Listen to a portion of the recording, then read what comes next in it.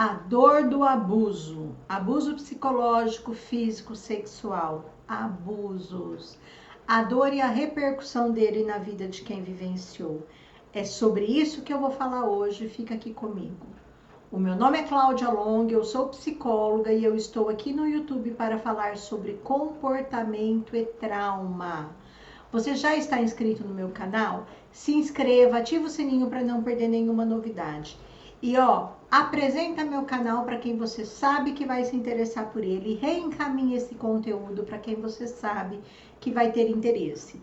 A sua presença aqui é muito importante para mim.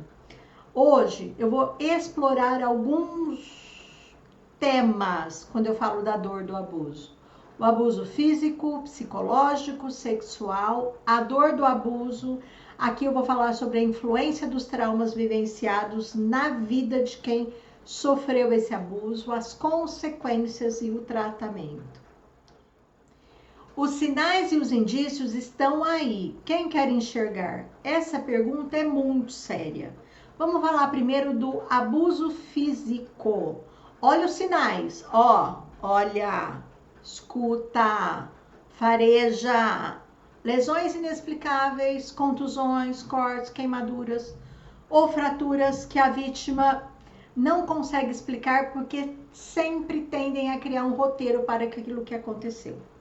Mudanças de comportamento, a vítima pode se tornar mais retraída, ansiosa ou agressiva.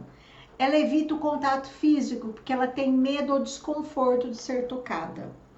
Indício de abuso psicológico. Eu vou focar um pouco mais aqui, porque é como se fosse quase silencioso e nem sempre quem está ao redor consegue enxergar.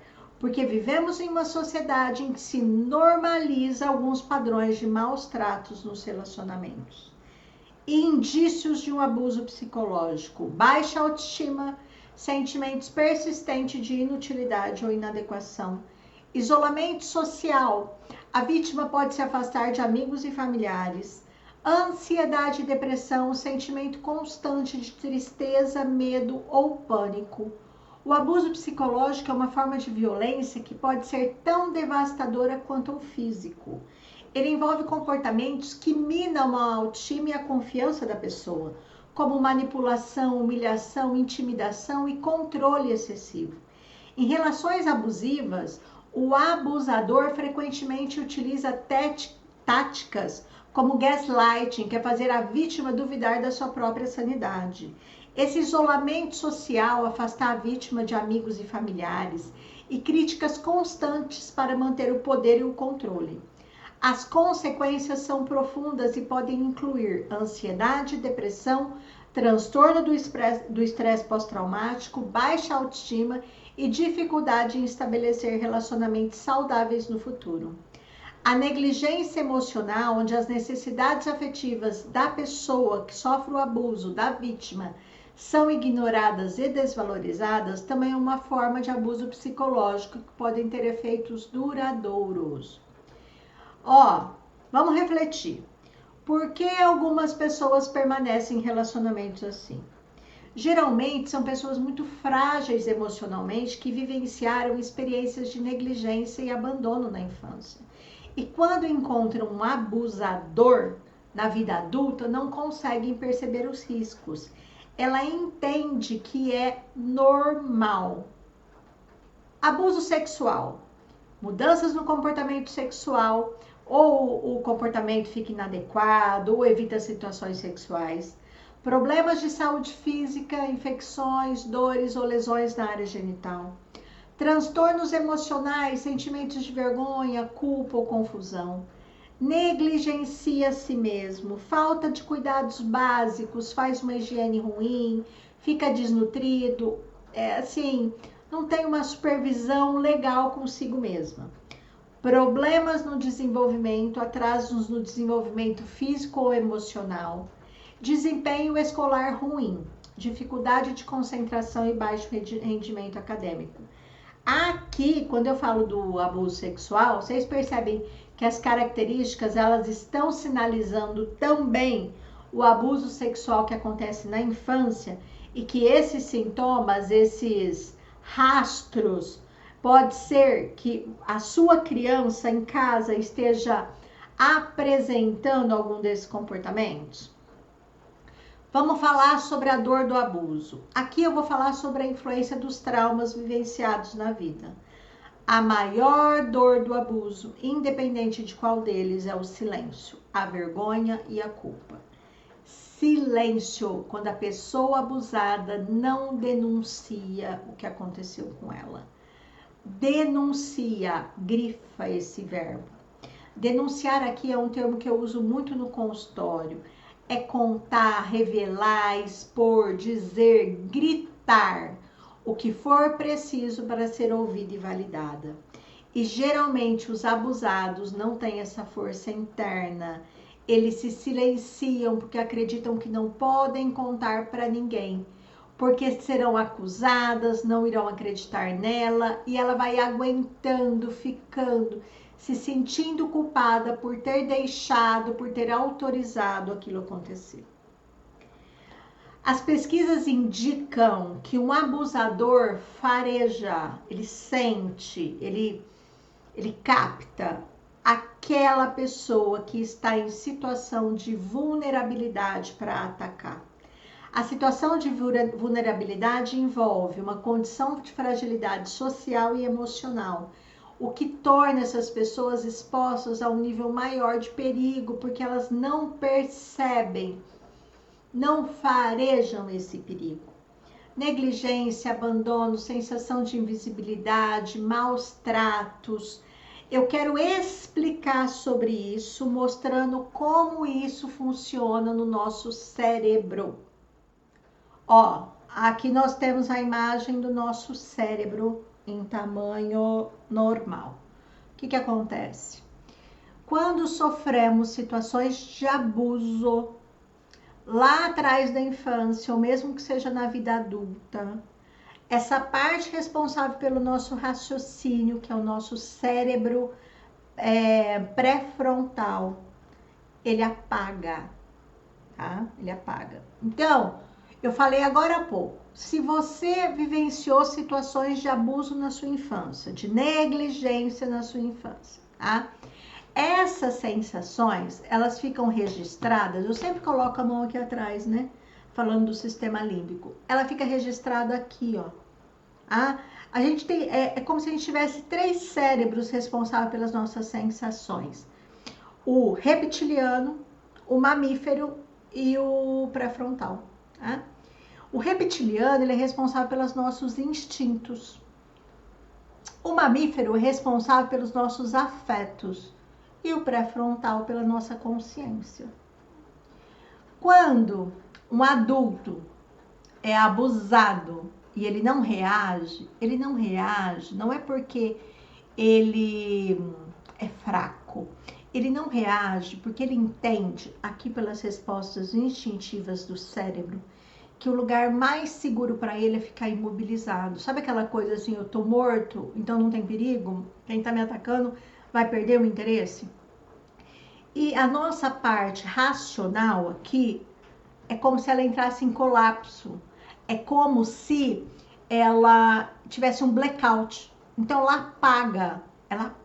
A hora que ela apaga, não tem resposta. A hora que não tem resposta, e depois do acontecido, essa pessoa vai sentir vergonha e culpa, como se ela tivesse que ter feito algo. Mas instintivamente, para ela se proteger, ela não faz, ela paralisa. Porque essa é a resposta de sobrevivência do nosso cérebro, do funcionamento do nosso sistema nervoso autônomo. Fica claro que quando a pessoa não reage, ela tá numa resposta de sobrevivência. Imagina uma criança. Essa criança foi abusada, essa criança está sendo bulinada ou literalmente está sendo estuprada. Tá? Ela está sendo tocada por um adulto. E geralmente é um adulto da confiança dela. Ela vai travar, ela vai travar. Entende? E muitas vezes ela esquece o que aconteceu, porque é devastador lembrar. hora que ela esquece, também tem um congelamento. E essa lembrança, ela vai voltar lá na frente, em algum momento, num gatilho. Que seja um cheiro, que seja uma música, que seja um olhar. Então, o nosso sistema nervoso, ele é muito complexo. Só que tudo isso faz com que a pessoa se sinta culpada e envergonhada, tá? Então, tira essa culpa e essa vergonha daí, porque não é consciente. A tua reação é uma reação de sobrevivência. Porque naquele momento você entendeu que era a única saída que você tinha. Empolguei, né? Mostrando meu cérebro. Gente, eu sou encantada por ele. Então, ó, vamos lá. Tudo isso faz com que essa parte racional entre num apagão. E quando isso acontece, eu vou repetir o que eu falei agora há pouco, super empolgada. A pessoa paralisa, ela não toma atitude de se defender, porque ela entende que a forma que ela pode se defender é paralisando, fingindo de morta. É o que os mamíferos fazem quando tem alguém mais forte que eles atacando, eles fingem de morto, né? Até a respiração, o sangue, ele começa, ele não fica mais quente. Por quê? Porque se quem tá me atacando e percebe que eu tô morto, ele perde o interesse. E é claro que tudo isso vai gerar culpa e vergonha. Tá? Você entende o percurso que acontece com a pessoa que foi abusada? Se essa pessoa vivenciou um apego seguro, tem autoconfiança, quando algo estranho acontece, ela fareja, ela denuncia. E mesmo que ela não seja capaz de escapar do abuso naquele momento, na sequência ela denuncia. Porque ela tem segurança interna de saber que será ouvida e validada. Aqui começa a diferenciação de quem é abusado e consegue denunciar e tem apoio e é validada e consegue ajuda, daquela que se silencia, esquece, literalmente apaga e é como se não tivesse acontecido, porque ela dissocia. E como eu falei agora há pouco, a dissociação é um mecanismo de defesa que se utiliza como sobrevivência. Ter a validação e o apoio em situações de abuso faz toda a diferença para a vida dessa pessoa. Eu vou falar disso nas consequências do abuso. Se o abuso físico, psicológico, sexual foi denunciado e houve validação e apoio, ficará a dor? Sim, ela ficará. Mas fica também a sensação de que a vida continua no sentido de ir fazendo escolhas adequadas para si. Porque ela se sente segura, ela foi machucada, traída? Foi. Mas ela foi cuidada e não negligenciada. Se o abuso não foi denunciado ou se houve a tentativa de denúncia e não foi validado, as consequências serão infinitas na vida dessa pessoa. Ela passa a acreditar que não vale nada, que ela é suja, incapaz. As compulsões começam a aparecer com comida, bebida, jogo, cartão de crédito. Se envolve em relacionamentos abusivos que a colocam em risco. E desenvolve um quadro dissociativo, não se lembra do que aconteceu, porém todos os sintomas que eu falei acima vão acontecendo na vida da pessoa. Então, família, amigos, professores, policiais, os sinais estão aí. Não neguem.